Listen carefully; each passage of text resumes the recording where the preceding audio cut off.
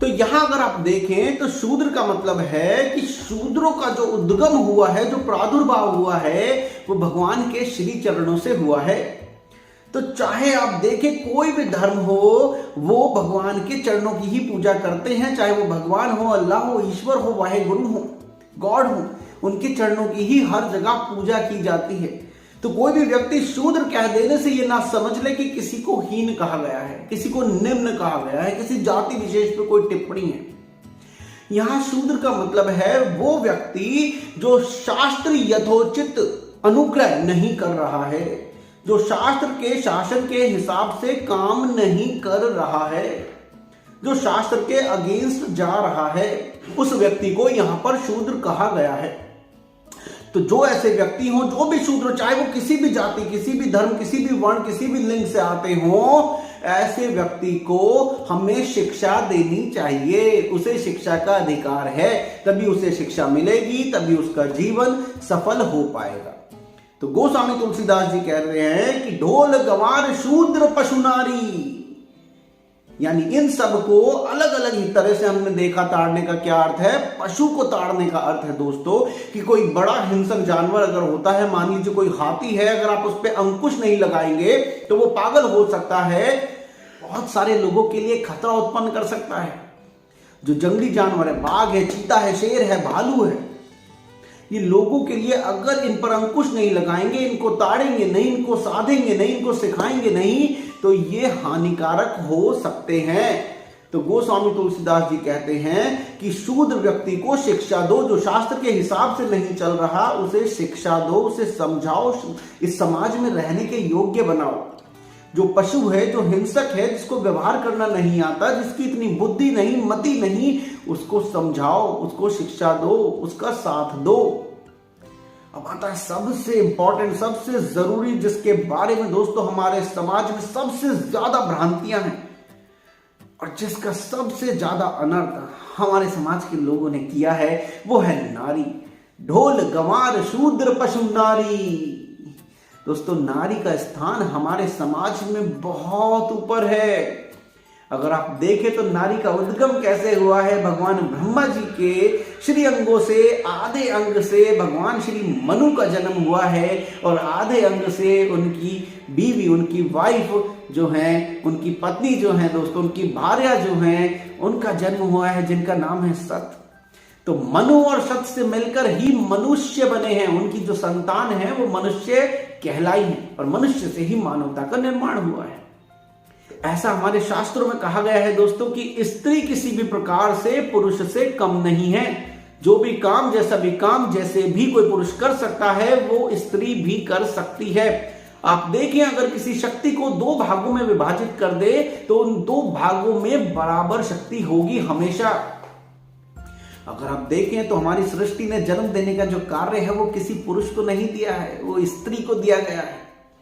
वो कार्य स्त्री को इसलिए दिया गया है दोस्तों क्योंकि प्रसव के समय जितनी पीड़ा होती है उसे शायद कोई पुरुष कभी वहन नहीं कर सकता, कभी सहन नहीं कर सकता।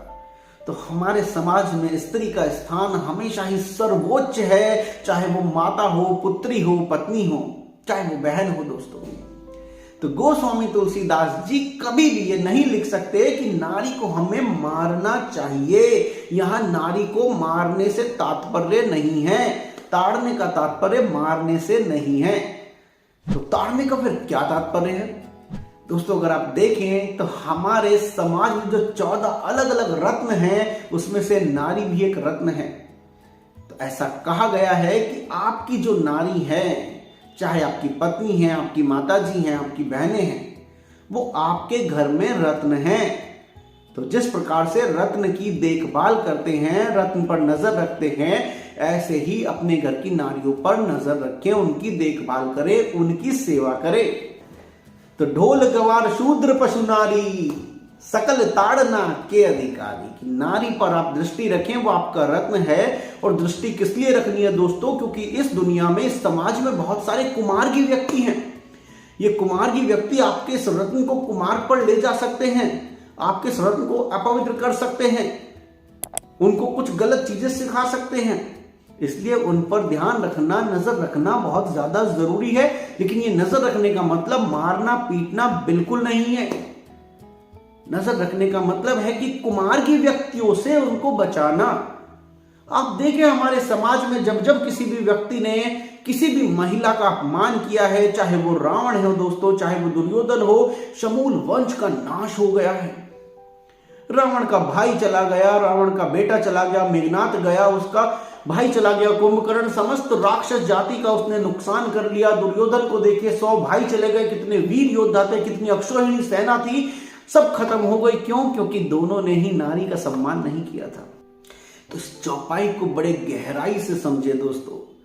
जो गोस्वामी तुलसीदास जी ने लिखा है उसके भावार्थ को समझे, सही से समझे, जीवन में सही तरह से अपनाएं।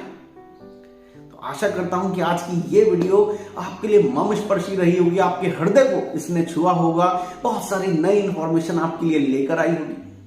अगर आप ये ऐसी ही लगातार इंफॉर्मेशन, जानकारियां जानना चाहते हैं, सीखना चाहते हैं, समझना चाहते हैं, अपने जीवन को नेक्स्ट लेवल पर लेकर जाना चाहते हैं, अपनी सोच को नेक्स्ट लेवल पर लेकर जाना चाहते हैं दोस्तों, तो जुड़े रहिए हमारे साथ। इस चैनल को आप अभी सब्सक्राइब कर लीजिए। अगर आपने सब्सक्राइब नहीं किया है दोस्तों, बेल आइकन को अगर प्रेस नहीं किया है तो बेल आइकन को प्रेस कर दीजिए, ताकि निकट भविष्य में जब भी हमारी कोई वीडियो आए तो आपको तुरंत नोटिफिकेशन आए, आप तुरंत उसको समझ सकें। और इस सारी जानकारी को जो आपने आज इस वीडियो में ली है, ना केवल अपने पर्सनल लाइफ में बल्कि प्रोफेशनल लाइफ में भी इसको इस्तेमाल करें, इसको यूज करें। अपने आसपास के लोगों के साथ, जिन लोगों के पास संसाधन ज्यादा नहीं है, जिनके पास कमी है, उनका साथ दें, उनको शिक्षा दें, उनको साथ लेकर चले दोस्तों। अपने घर में, अपने दोस्तों के साथ, अपने रिश्तेदारों के साथ, अपने सहकर्मियों के साथ, अगर आपकी कोई टीम है तो अपनी टीम के साथ, सभी को समान रूप से आचरण करें, उनके साथ अच्छा व्यवहार करें, अच्छा बर्ताव करें। गोस्वामी तुलसीदास जी की इस चौपाई को अपने हृदय में धारण करें। बहुत कुछ कहती है ये चौपाई हमसे। इसी के साथ दोस्तों आज आप सभी से विदा लेते हैं। मैं हूं आपका दोस्त, आपका होस्ट आलोक मित्तल। मिलते रहेंगे ऐसी ही ढेरों जबरदस्त वीडियो के साथ। तो दोस्तों चलते हैं, यू रॉक।